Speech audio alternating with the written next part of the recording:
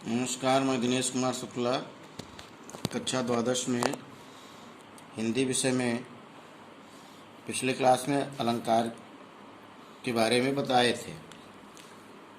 शब्द अलंकार के जो भेद थे उनके दो भागों के बारे में अनुप्रास और यमक के विषय में चर्चा किए थे। आज हम श्लेष अलंकार के विषय में बताने जा रहे हैं।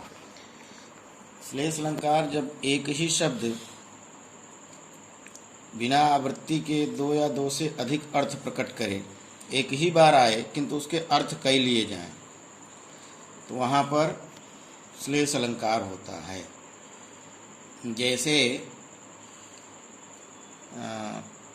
रहीमन पानी राखिए बिन पानी सब सून, पानी गए न उबरे मोती मानस चून।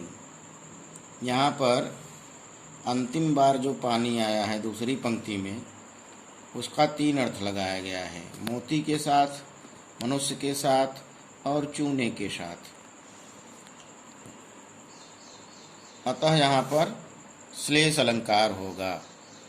इसका दूसरा उदाहरण है, चरण धरत चिंता करत चितवत चारि हूँ और सुवर्ण को खोजत फिरत कवि व्यभिचारी चोर। यहाँ पर सुवर्ण शब्द का अर्थ तीन शब्दों से लिया गया है। सुवर्ण कवि, कवि के साथ सुवर्ण का अर्थ लिया गया है सुंदर अक्षर से, व्यभिचारी के साथ सुंदरता से और चोर के साथ सोने से लिया गया है। अतः यहाँ पर श्लेष अलंकार होगा। अब हम अर्थालंकार के बारे में बताएंगे। उसमें पहला है उपमा अलंकार। उपमा अलंकार की परिभाषा होती है जहाँ पर समान गुण धर्म के कारण उपमेय में उपमान की तुलना की जाती है, समानता दर्शाई जाती है, वहाँ पर उपमा अलंकार होता है। समान धर्म के आधार पर जहाँ एक वस्तु की समानता या तुलना किसी दूसरी वस्तु से की जाती है, वहाँ उपमा अलंकार होता है।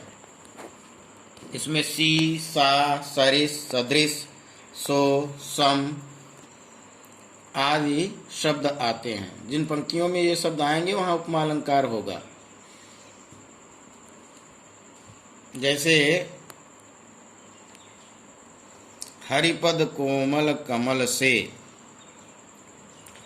भगवान के चरण कोमल हैं, कमल के समान कोमल हैं। नव उज्ज्वल जलधार हार हीरक सी सोहति, गंगा की नई और उज्ज्वल धारा हीरे के हार के समान, भारत माता के हीरे के हार के समान सुशोभित हो रही है।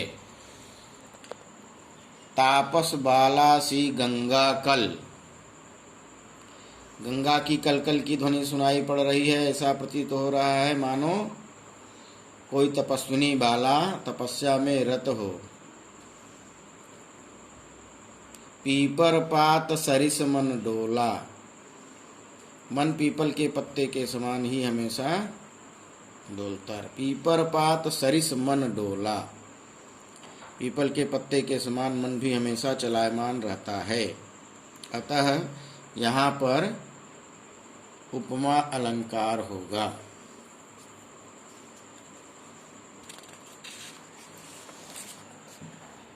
रूपक अलंकार,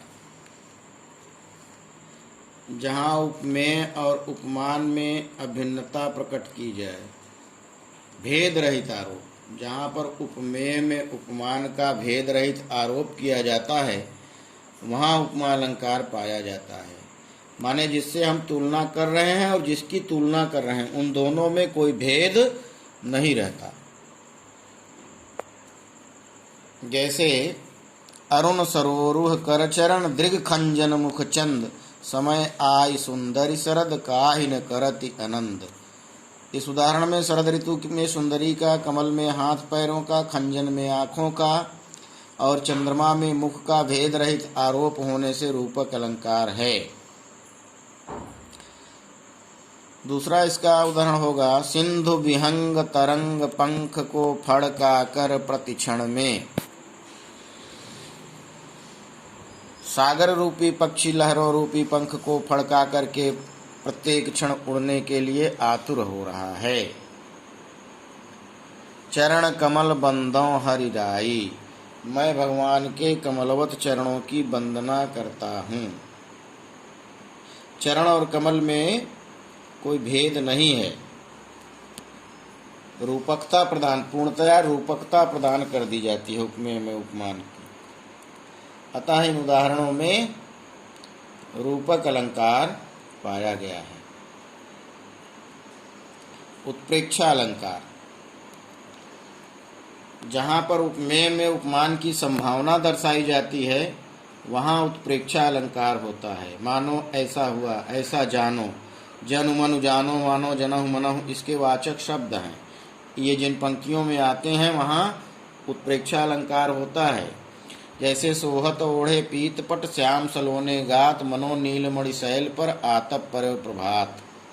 भगवान श्री कृष्ण पीले रंग का दुपट्टा ओढ़े हुए ऐसे सुशोभित हो रहे हैं सांवले रंग के शरीर पर, मानो नीले रंग के नीलमणि से युक्त पर्वत पर प्रातःकालीन सूर्य की किरणें पड़ रही हों।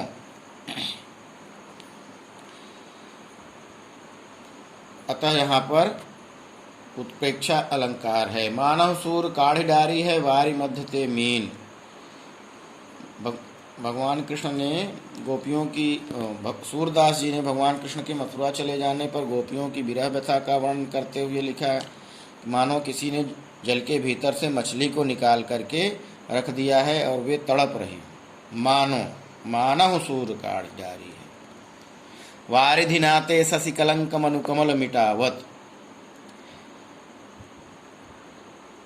इस प्रकार इन उदाहरणों में उत्प्रेक्षा अलंकार पाया गया है।